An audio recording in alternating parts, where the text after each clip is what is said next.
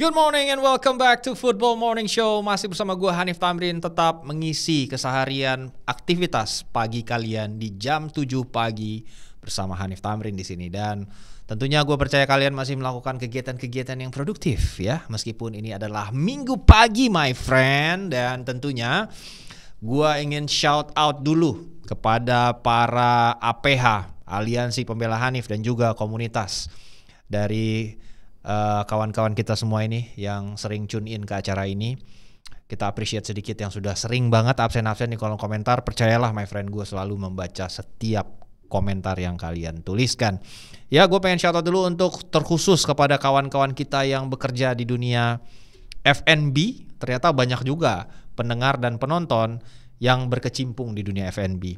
Shout out untuk rumah makan Padang Panyilam apalah gitu namanya ya, yang setiap episode selalu komen, thank you so much. Dan juga kawan-kawan kita yang berjualan sayur di pasar. Ternyata banyak juga yang jualan sayur sambil nonton gua, dan akhirnya katanya pembelinya malah nanya, "Bang, itu nonton di TV mana?" Dia bilang begitu ya. Ini YouTube, Bang. Jawab gitu ya. Oke.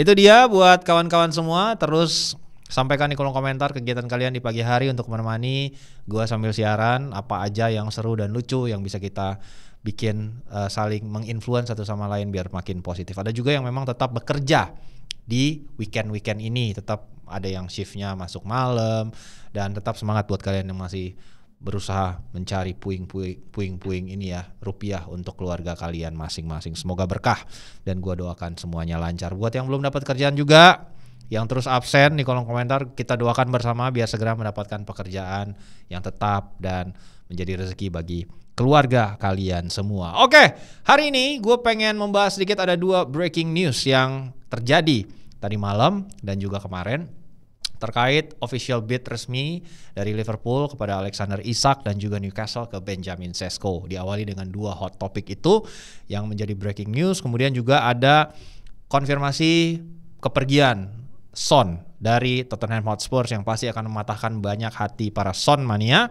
Dan juga ada berita tentang kemungkinan pensiunnya Dele Alli. Ini masih berbau-bau Spurs juga nih, ini salah satu pemain yang lama banget kan di Spurs gitu. Dan update dari transfer Ademola Lookman ke Inter Milan dan bagaimana negosiasinya dengan Atalanta.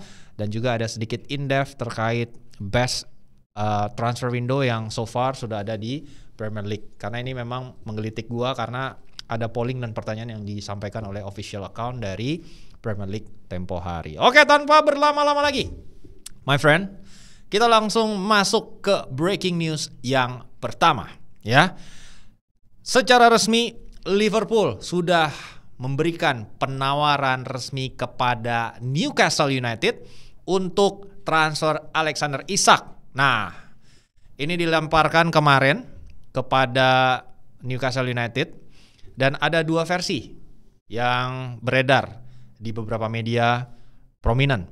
Antara lain, versi pertama, penawaran Liverpool itu lebih rendah 10 juta dari ketika mereka menyampaikan inquiry atau cek ombak availability dari seorang Isak ini, di mana mereka menyampaikan secara verbal bahwasannya mereka siap menawarkan 120 juta pound.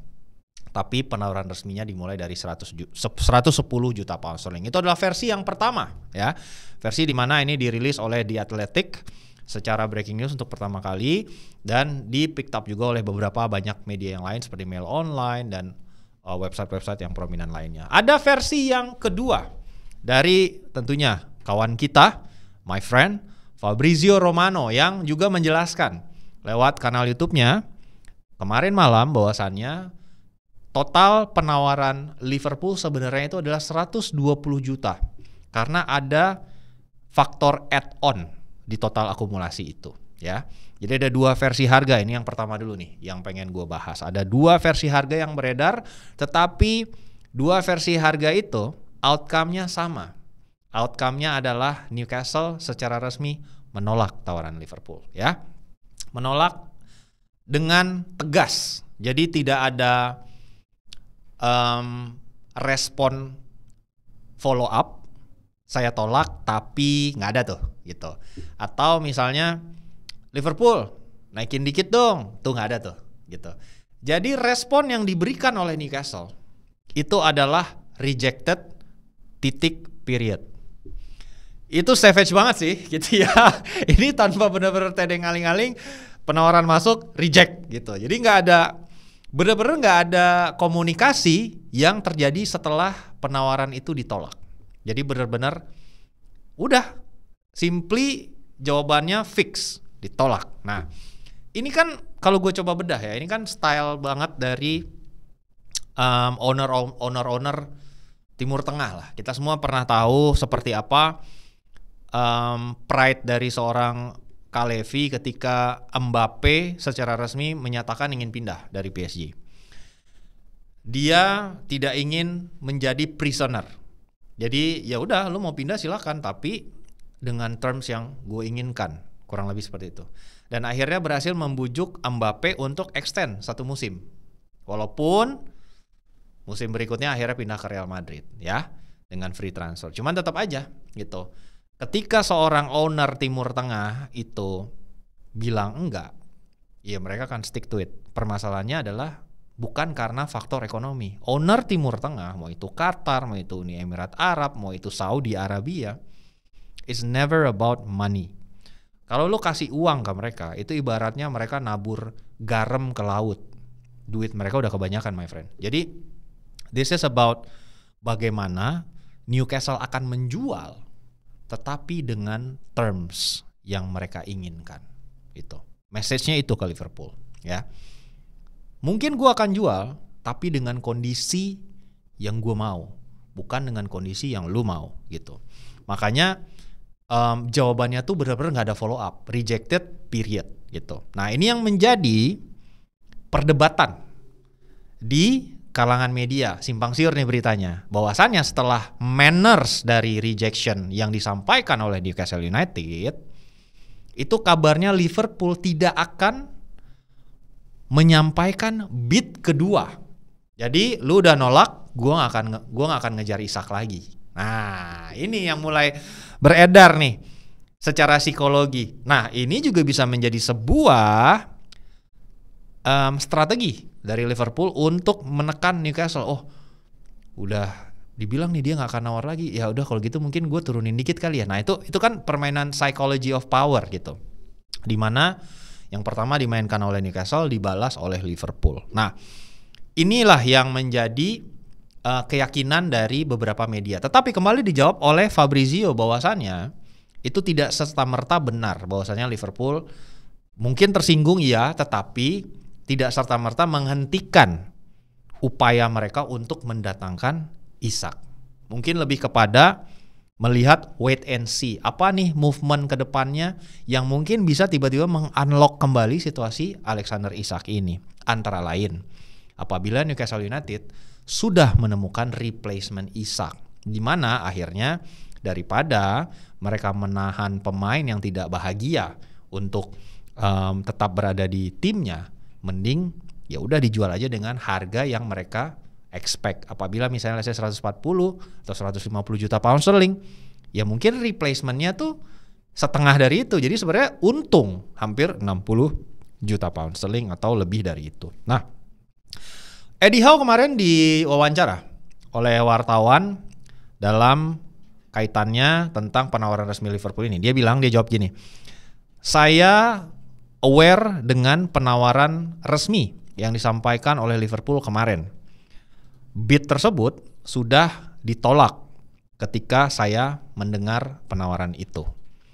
Ada beberapa pemangku kepentingan yang saat ini berada di Newcastle di Inggris yang tengah dealing with the situation. Dealing with the situation itu artinya menangani permasalahan ini gitu. Saya tidak tahu apa yang akan terjadi berikutnya, tetapi dari perspektif saya, kami akan terus mendukung Alexander Isak dengan segala cara, dan harapan saya agar kami bisa melihat dia berbaju Newcastle lagi. Nah, ini kan sebenarnya secara demokratis Eddie Howe ini tetap berharap Isak ini tetap bisa bertahan. Nah, memang setelah dia sempat kemarin akhirnya alasannya cedera, ya cedera ringan, akhirnya berlatih di fasilitasnya Real Sociedad. Nah ini kabarnya memang per kemarin dia udah kembali lagi ke base campnya Newcastle United untuk ikut sesi latihan. Jadi mungkin udah sedikit udah sedikit tone down lah ketegangan yang terjadi antara kubu Newcastle dan Isak. Harapannya bisa menjadi ada solusi yang segera bisa ke-crack dalam beberapa hari ke depan. Nah uniknya ada juga kabar dari jurnalis Jerman yang bernama Florian Plettenberg yang kemarin sempat mereveal di Mail Online bahwasannya ada upaya dari Manchester United untuk bertanya apakah dia bisa masuk dan mengeksplor mengakuisisi Isak. Nah ini tipikal yang kayak kemarin sama Gyökeres juga gitu kan. Cek ombak dulu nih my friend gitu kan. Uang mungkin gak ada nih tapi kita harus konsisten cek ombak gitu kan. Jadi Florian Plettenberg itu melaporkan bahwasannya United membuat pendekatan atas Isak beberapa hari terakhir. Namun Isak sudah menentukan pilihannya ke Liverpool. Nah ini tipikal Ineos banget. Ineos kan bilang gini, mereka akan melemparkan penawaran resmi hanya apabila sang pemain mengkonfirmasi mau pindah ke United. Jadi ini sifatnya cek ombak, makanya judulnya di sini tuh cek ombak, bukan berupaya membajak ya. Jadi cek ombak nih.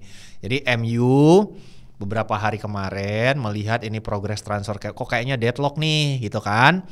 Kita coba cek ombak mau nggak nih Isaknya gitu kan. Kalau mau barangkali skenario yang bisa tawarkan adalah ini kan semua permasalahan Newcastle bisa diselesaikan dengan sampah-sampahnya MU. Contoh Garnacho gitu kan. Striker kasihlah Højlund, tukar guling bisa lah itu barang. Tambah uang. Jadi sebenarnya mungkin aja kalau sebenarnya pemainnya mau, Isaknya mau, memang valuasinya 150. Tapi kasih 3 pemain, 2 pemain plus duit, sebenarnya mungkin aja. Cuman permasalahannya Isak sudah menentukan hatinya apabila pindah itu adalah ke Liverpool. Jadi presidennya dalam hal ini juga Manchester United tidak ingin membuat penawaran resmi. Itu menurut Florian Plettenberg. Jadi kalau misalnya kalian gak percaya ya salahin si Abang Florian aja nih, jurnalis Jerman dia. Ya barangkali dia punya source di dalam negosiasi ini yang bisa menjadi berita yang valid ya gitu ya. Dan ada juga kaitannya terhadap kandidat striker yang diincar oleh Newcastle United untuk menggantikan Alexander Isak. Nah ini ada breaking news lagi. Sebelum breaking news kita seruput dulu nih teh pagi ini my friend, ini biar agak sedikit semangat nih. Breaking news yang kedua ya, Newcastle United resmi melemparkan penawaran mereka untuk Benjamin Sesko ke Leipzig. Penawaran sebesar 75 juta euro plus 5 juta euro add-on resmi disampaikan oleh Newcastle United Sabtu malam ya. Ini breaking newsnya datang dari David Ornstein. David Ornstein sudah menyampaikan secara gamblang di The Athletic ya. Ini gue lagi buka nih artikelnya ya. Bahwasannya penawaran sebesar 80 juta euro sudah resmi disampaikan oleh Newcastle United untuk seorang Benjamin Sesko. Nah, ini menjadi sebuah perkembangan karena ya idealnya seperti yang gue jelaskan di skenario Manchester United cek ombak terhadap Isak. Idealnya sebuah klub tidak akan memberikan penawaran resmi apabila pemain yang diinginkan tidak mau pindah ke dia. Ya. Agak aneh nih kalau misalnya ada pemain lu ngebid tapi pemainnya nggak mau. Itu kan agak aneh tuh sebenarnya. Jadi sebenarnya ada kemungkinan nih mungkin Sesko ini mau ke Newcastle, makanya penawaran resmi ini dilemparkan. Jadi rasa penasaran gua itu tiba-tiba tergelitik karena kan kita semua tahu dari penjelasan yang disampaikan oleh Fabrizio Romano, ada gentleman agreement antara Sesko dan Leipzig untuk klub-klub tertentu yang menjadi preferensinya dia untuk pindah ke jadi destinasi berikutnya. Dan Manchester United adalah salah satu dari klub tersebut. Berarti dari kesimpulan kita secara general, sebenarnya United lebih unggul ketimbang Newcastle United. Tetapi kenapa Newcastle United mau melemparkan penawaran resmi kepada Benjamin Sesko apabila pemain tidak mau? Ini kan agak sedikit nggak logik nih ya. Kalau dia udah menentukan hatinya ke MU, kenapa Newcastle ngebit gitu? Itu yang menjadi tergelitik gue. Nah jadi gue akhirnya mencoba ngulik dan menemukan sebuah laporan di media Slovenia yang merupakan kampung halamannya Sesko, yang melaporkan, nama medianya Delo, bahwasannya Sesko ini sudah menentukan pilihannya ke Newcastle United instead of Manchester United. Nah tapi ini gue gak serta-merta percaya.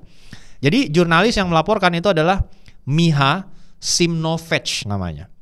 Jadi bahasanya pun gue gak tahu itu bahasa Rusia, gak tahu bahasa Slovenia. Intinya di pick up oleh beberapa media gede juga, seperti lagi-lagi Mail Online, yang menjelaskan bahwasannya sang jurnalis ini yang merupakan satu negara dengan si Sesko, menyampaikan kalau pilihan itu sudah dibuat. Sementara kita tahu kemarin dilaporkan Sesko akan memikirkan keputusannya selama 2-3 hari ke depan. Ya mungkin ini breaking news atau mungkin ini false reporting. Jujur gue nggak tahu gitu. Tetapi Manners bahwasannya beberapa media yang lebih prominent mereport ini plus Newcastle United ngebit, mungkin ada sesuatu yang terjadi atau mungkin dia bisa jadi lagi tarik-tarikan. Namanya orang mau pindah kerjaan, ada dua tawaran yang bagus, yang ngebisikin banyak gitu kan. Mungkin maknya, mungkin ininya, mungkin mertuanya, mungkin bininya, gue maunya ke sini. Lu kayak kalau di sini mainnya lebih jadi starting 11, lebih jadi bintang, lebih jadi pemain yang paling nomor 1 dari sini. Banyak pasti yang nyebut-nyebut gitu atau ngasih saran gitu. Dan ketika itu terjadi pasti ada kontemplasi di mana lu awalnya begini terus berubah. Ya mungkin ini dinamika yang di-pick up oleh Miha Simnovec yang punya akses ke keluarga dari atau kubu dari Sesko yang mungkin kita nggak tahu. Nah, tapi kita tunggu nanti perkembangannya seperti apa ketika keputusan final dari Sesko sudah disampaikan dan United juga sedang berupaya untuk menyusun penawaran resmi yang akan mereka sampaikan secara official untuk Benjamin Sesko. Nah, apakah penawarannya sama seperti harga yang ditawarkan oleh Newcastle United? Jadi bukanya udah langsung di 80 juta euro. Kita nggak tahu. Kita bisa lihat perkembangannya 2 hari ke depan. Jika memang disamakan angkanya atau lebih murah, berarti kalau lebih murah ya benar ada gentleman's agreement. Kalau ternyata sama ya berarti harga gentleman's agreement-nya segitu. Jadi Newcastle yang nawar lebih murah gitu. Kita lihat nanti seperti apa. Mungkin di hari Senin sudah ada perkembangan dan atau Selasa. Jadi kita jadi tahu saga transfer kedua pemain ini akan seperti apa perkembangannya. Sangat menarik sekali dan tentunya sangat dinanti oleh para fans MU dan Liverpool. Apakah ini akan menjadi akhir dari penantian saga ini? Berikutnya ada berita terkini dari Dele Alli yang memutuskan sedang mengconsider untuk retire atau pensiun. Karena memang permasalahan Dele Alli ini pelik ya. Kita semua tahu di usia 29 tahun sekarang dia dicoret dari skuad pramusimnya Como. Dia diberikan kesempatan oleh Cesc Fabregas untuk kembali merebuild karirnya di Serie A di bulan Januari lalu, bikin debut langsung kartu merah lawan Milan. Setelah itu hubungannya dengan Fabregas deteriorated, jadi kayak ya ups and down, gak ada isu tentang disiplin juga yang dia punya. Akhirnya kulminasinya adalah dia dicoret dari camp pramusim. Sering sekali kasus di mana dia tidak masuk dalam DSP sejak dari Januari, dan akhirnya Dele Alli ini secara serius memutuskan untuk pensiun. Ini menjadi ironis karena masih berusia 29 tahun, harusnya dia tengah mengalami puncak dari karirnya, tapi kita semua tahu dia punya permasalahan mental health, kemudian dia juga punya isu performance gitu yang memang dipinjemin ke Everton, udah sempat main ke liga lain juga, tapi nggak pernah benar-benar bisa rediscover performanya ketika gacor-gacornya di Spurs, sempat main di Liga Champions sama Pochettino, dan sempat bahkan rumornya dimonitor oleh Real Madrid pada saat itu ketika lagi bagus-bagusnya. Dan ironisnya pindah ke Como, penampilan cuma 1 kali, main cuma 9 menit, langsung di kartu merah, habis itu gak jelas lagi. Dan ini sangat menyedihkan ya untuk pemain yang digadang-gadang dan sempat kan dilabel oleh Sir Alex bahwasanya this is the type of Manchester United player that Mourinho should get, dia bilang gitu kan. Ini adalah tipe pemain MU banget nih, tapi ya kita tahu bagaimana story itu berakhir ya. Dan setelah Dele Alli juga ada sebuah kabar menyedihkan untuk legenda Spurs yang akhirnya ngangkat piala di akhir musim kemarin sebagai kapten. Son Heung-min resmi mengumumkan bahwasanya dia akan meninggalkan Tottenham Hotspur pada musim ini ketika memainkan laga terakhir bersama Spurs di kampung halamannya di Korea Selatan ya. Jadi menjelang laga dia menggelar sebuah konferensi pers yang memang rumornya sudah banyak berseliweran ya. Banyak berseliweran bahwasannya memang Thomas Frank ini nggak mengconsider Son sebagai pemain inti, atau kalaupun dimainkan lebih kepada understudy atau pemain pelapis. Nah ini mungkin terlalu pahit untuk diterima oleh seorang legenda seperti Son yang memang juga udah berusia 33 tahun, masuki twilight dari karirnya, yang akhirnya men-trigger sebuah pembicaraan dengan Daniel Levy dan juga Thomas Frank untuk akhirnya dia dipermudah proses kepindahannya walaupun masih ada sisa durasi kontrak, dan diperbolehkan untuk meninggalkan Tottenham Hotspur. Total sudah membuat 454 penampilan bagi Spurs, sudah mencetak 173 gol dan membuat 101 assist. He's definitely a Spurs legend. Premier League, one of the best Premier League Asian player yang gua punya privilege pernah nonton dia langsung di Etihad, pernah lihat dia langsung, nonton dia langsung di Tottenham Hotspur Stadium. Ketika di Etihad gue ngerasa kayak ya udahlah, pemain cepat aja jago gitu. Tapi ketika gue nonton Spurs di kandangnya Spurs, that's a whole different level, man. The wave of Son mania yang kita yang mungkin kalian nggak bisa ngerti kalau kalian nggak lihat langsung sendiri. Efek yang dia timbulkan terhadap Tottenham itu masif banget. Jadi Son mania tuh bener-bener real, guys. Gue nonton Spurs 2 kali, itu di sekitaran stadion jumlah orang Korea itu masif banget. Dan bener-bener rame yang namanya Son mania itu. Dan gak cuman Korea native atau turis Korea yang datang ke sana ke Tottenham Hotspur Stadium untuk nonton dia dengan berbagai perintilan Sonnya, tapi juga local people yang memang genuinely appreciate apa yang Son udah lakukan untuk Spurs. Dan itu berasa banget ketika tiap kali dia pegang bola kalau nonton di kandang, atau misalnya persiapan sebelum kick off, bagaimana ya Son mania itu edan, men. Kayak mungkin kalau gua coba picture di sini, itu kayak fansnya JKT48 sebelum manggung. Persis kayak gitu. Gue gak bohong. Segila itu level of enthusiasm yang bisa didrive oleh seorang Son. Dan emang separah itu kebintangannya dia. Di Spurs ya. Gue bilangnya di Spurs ya. Gitu ya. Jadi ya berita kepergiannya dia mungkin baik buat Coach Justin, tapi gak baik buat fans Spurs ya gitu. Jadi ya anyway, satu legenda sudah meninggalkan, dan dia bilang dalam press conference terakhir dia bilang, saya minta izin pamit dari Spurs. Keputusan sudah dibuat, saya sudah berikan yang terbaik selama di sini dan sekarang butuh tantangan yang baru. Nah, begitupun dengan Thomas Frank di wawancara setelah konferensi pers ini, dia bilang, saya ingin bekerja dengan Son sebenarnya, dia bilang gitu. Dia adalah seorang yang fantastis dan pemain yang fantastis.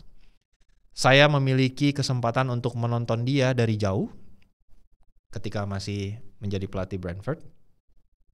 Dia sudah berada di sini selama 10 tahun yang luar biasa. Dia adalah seorang legenda Spurs di setiap aspeknya, dan dia adalah salah satu pemain sayap terbaik yang pernah bermain di Premier League. Itu yang disampaikan oleh seorang Thomas Frank terkait konfirmasi kepindahan dari Son, yang mungkin ada 2 destinasi yang sedang dieksplor. Satu adalah LA, dia akan pindah Los Angeles, bukan LA Galaxy tapi yang satu lagi LAFC ya, yang tempat Chiellini sempat main juga gitu. Itu destinasi yang pertama, dan ada juga tawaran dari Saudi. Ya, kita lihat nanti apakah uang atau glamour lifestyle di Hollywood, apakah dia akan pindah ke Hollywood nanti ya justru main film atau apa, ya kan dia punya magnitude kebintangan gitu kan. Dan berikutnya ada update juga dari Italia, di mana progres negosiasi transfer antara Ademola Lookman, yang memang ini juga saga juga kalau di Italia. Ini tuh levelnya bintang my friend kalau di Serie A, karena Ademola Lookman ini kan tampil terengginas banget musim lalu gitu. Dan ini jadi marquee signingnya yang diincar oleh Giuseppe Marotta bersama Inter Milan. Namun sekarang secara resmi Atalanta sudah menolak penawaran terkini dari Inter Milan untuk Ademola Lookman. Ya, terakhir update-nya penawaran 42 juta euro plus 3 juta add-on itu ditolak oleh Atalanta yang kekeh meminta 50 juta euro fix, take it or leave it. Nah, itu ya. Jadi masih ada perbedaan 5 juta euro yang menjadi pengganjal transfer ini bisa diresmikan, dan 10 hari dari batas waktu yang diberikan oleh Marotta ini belum berakhir. Jadi masih ada kemungkinan 2-3 hari ke depan coba dicari titik temunya untuk Ademola Lookman bisa tetap pindah ke Inter Milan. Sementara kesepakatan personal sendiri sudah tercapai antara Ademola Lookman dengan Inter Milan, dan Cifu secara gamblang menyatakan bahwa dia membutuhkan tipe pemain seperti ini, dan ini adalah marquee signing juga. Jadi ya kita lihat nanti seperti apa Inter Milan akan merespon penolakan dari Atalanta ya. Dan berikutnya gue sedikit ke-trigger karena kemarin ada postingan dari official account Premier League itu yang bertanya kepada para Premier League mania, apakah jendela transfer sekarang itu karena sangat dinamikanya naik turun banyak banget dan ramai banget transfer yang mahal yang terjadi, apakah ini transfer terbaik ataukah ada yang lain gitu ya? Ada jendela transfer yang lain nggak yang menurut kalian itu terbaik? Nah, kita lihat dulu secara historis tahun-tahun mana aja yang dicoba consider oleh Premier League ya, antara lain ada City, Leicester ketika juara, Wolves. Ya, ini jendela-jendela yang monumental lah kita bisa bilangnya untuk sebuah tim shaping menjadi tim yang diingat oleh para pecinta Liga Inggris ya. Ya, kita lihat opsi-opsi yang coba ditawarkan oleh Premier League. Bagaimana versi kalian? Nanti gue juga akan coba menjawab versi gue. Kita mulai dari yang pertama. Ini yang disebut oleh Premier League. Kandidat yang pertama, signings terbaik itu di 2004-2005 ketika Chelsea di satu jendela yang sama mendatangkan Arjen Robben, William Carvalho, Peter Cech, dan Didier Drogba. 3 dari 4 nama ini itu menjadi legenda di Chelsea. Ya, Robben sedikit lebih cepat waktunya karena dia ditransfer ke Real Madrid pada saat itu, tapi the rest becomes Chelsea legend. Dan menurut gue ini salah satu strong candidate buat menang ya, karena dari 4, 3-nya jadi legend men. Dan ngebawa begitu banyak trofi buat Chelsea. Dan Didier Drogba, gila lo. Mau debat apa sama Drogba? Jagonya segitu. Oke, kita lihat opsi berikutnya. Ini juga nih. Di satu jendela yang sama Manchester United mendatangkan Carlos Tevez, Anderson. Ini siapa sih namanya? Lupa gue. McManaman ya? Sama Nani. Ini juga strong banget nih. Anderson sempat main jadi starting di final Liga Champions kalau gue nggak salah. Tevez ya kita tahu lah ya bagaimana dia merevolusi trio lini depan MU bersama Ronaldo dan Rooney. Gila, itu serem banget men. Nani juga jadi legend di MU. Ya McManaman aja nih yang kurang impactful ya. Menurut gue nggak se-strong Chelsea tadi, tapi this is one of the good ones ya. Ya, yuk kita move on ke berikutnya. Ini yang Manchester City nih, ada Jerome Boateng yang cuma bertahan 1 musim karena memang dia nggak bisa beradaptasi. Partnernya juga pada saat itu nggak bisa beradaptasi. Padahal he's a very good player yang di snap sama City dengan harga yang murah, menurut gue cenderung murah pada saat itu. David Silva jadi legend, Yaya Toure jadi legend, Balotelli ya lo tau lah ngadi-ngadi kan. Jadi ya ini mungkin levelnya 11-12 sama MU tadi ya buat gue ya. Jadi masih belum lebih baik daripada Chelsea yang pertama. Oke, kita next. Ini bagus nih. Southampton ada Graziano Pelle, Dusan Tadic, Sadio Mane. Sama ini gue lupa satu nama kipernya siapa. Ini juga bagus nih, berarti 3 dari 4 bagus nih. Dan ini salah satu tim yang kuda hitam pada saat itu, bisa tiba-tiba merengsek ke papan atas, dan pemain-pemainnya akhirnya semua jadi semua ke tim-tim gede ya. Graziano Pelle pindah kemana ya akhirnya, gue lupa juga nih. Tadic akhirnya ke Ajax, Mane ke Liverpool. Ini one of the good ones, tapi menurut gue nggak sebagus Chelsea, tetap masih Chelsea gue. Next, ini ada bahaya, Leicester City, the miracle, salah satu-satunya keajaiban yang terjadi. Ada Robert Huth, Christian Fuchs, N'Golo Kante, Okazaki. In terms of impact, semuanya impactful sih. Huth waktu itu monster banget di belakang. Christian Fuchs juga memainkan salah satu musim terbaiknya pas Leicester City juara. Okazaki ya walaupun nggak impactful banget, tapi ya Kante sih no question sih. Dia pemain terbaik PFA pada saat itu. Masih Chelsea sih gue, masih Chelsea. Walaupun ini miracle ya, tapi kayaknya kan dia cuma bertahan juara, abis itu musim berikutnya nggak jadi apa-apa. Tapi kalau Chelsea kan dia long last legasinya gitu, bisa juara lagi beberapa musim berikutnya gitu. Oke, next, Manchester City di window yang sama dengan Raheem Sterling. Ini window gue 2015-2016 tuh gue ada di klub. Gue inget banget, gue lagi ke Chester pada saat transfer Kevin De Bruyne di-announce. Kita udah terima legal dokumennya 3 minggu sebelumnya. Semua udah masuk di back end, gue udah bikin rilisnya, gue udah nyiapin fotonya, tapi nggak di-announce. Karena apa gue nggak tahu. Jadi udah masuk ke legal tuh pada saat itu. Kita semua udah ready. Pada saat ekspektasinya itu sebenarnya 3 hari sebelum itu di-announce-nya. Ternyata diundur, nggak tahu kenapa. Akhirnya gue udah ambil cuti tuh. Gue ke Chester naik kereta, gue lagi jalan-jalan, tiba-tiba gue ditelepon sama bos gue, Hanif, Kevin De Bruyne needs to be announced. Anjing, gue liburan itu pakai selalu bawa laptop. Akhirnya gue announce di cafe, gue upload di situ transfer Kevin De Bruyne. Raheem Sterling nih jadi salah satu bahan disertasi gue, wawancara agennya buat tugas akhir gue. Fabian Delph ya so-so lah, Otamendi juga so-so, jadi nggak se-strong Chelsea, bahkan arguably nggak se-strong Leicester, karena cuma 2 pemain yang jadi over 4 pemain. Next, Wolverhampton Wanderers di satu jendela yang sama datang Raul Jimenez, Rui Patricio, Adama Traore, dan Joao Moutinho. Ini exodus pemain-pemain Portugal semua ya ke Wolverhampton Wanderers. This is also one of the good ones karena 4-4-nya jadi di Premier League, jadi di Wolves. Ini bagus nih. Tapi apakah sebagus Chelsea? Enggak sih. Gue masih vote Chelsea sih lebih baik ya. Next. Liverpool, Alisson, Naby Keita, Fabinho, Xherdan Shaqiri. Ya, Alisson sama Fabinho oke lah, tapi 2 enggak lah, ini enggak sebagus Chelsea. Next. Arsenal musim ini Eze belum ya. Jadi tapi ada Zubimendi, Norgard, Madueke, Mosquera, Gyökeres, Kepa. Tapi kan belum terbukti nih, jadi gue nggak bisa langsung bilang ini salah satu window terbaik Arsenal, gue harus akuin. This is one of the good ones. Tapi kan balik lagi kita akan menilainya dari performa yang akan ditampilkan, ditunjukkan nanti nih. Tapi not sure.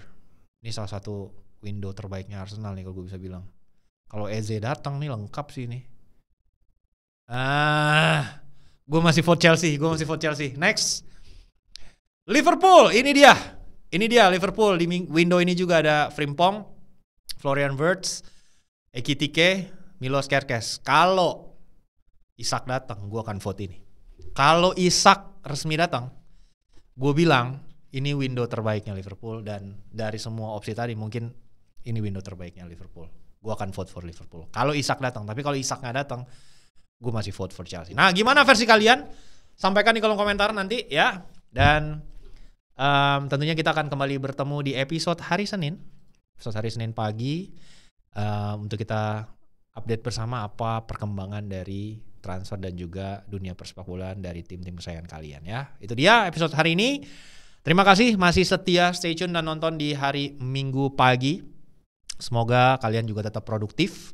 Dan gue pengen remind lagi sebelum penutup untuk milestone 75.000 subscriber sebelum bulan Agustus berakhir untuk bisa melakukan subaton di Inggris selama 20 hari penuh di bulan September. Dimulai dari September 13 derby Manchester, ada MU lawan Chelsea juga, ada Arsenal lawan City juga, dan 2 sampai ada 1 pertandingan Liga Champions yang juga bisa di cover. Jadi let's make it happen, dan gue pengen bikin komunitas ini untuk bisa merepresentasikan bagaimana sih rasanya POV fans di sana seperti apa, jadi fans mereka, bikin dokumenter. I'm willing to do that POV buat kalian. Jadi let's make it happen guys. Oke? Terima kasih buat semua yang sudah menonton, dan tentunya para APH thank you so much, dan kita ketemu lagi di hari Senin pagi. Thank you, bye.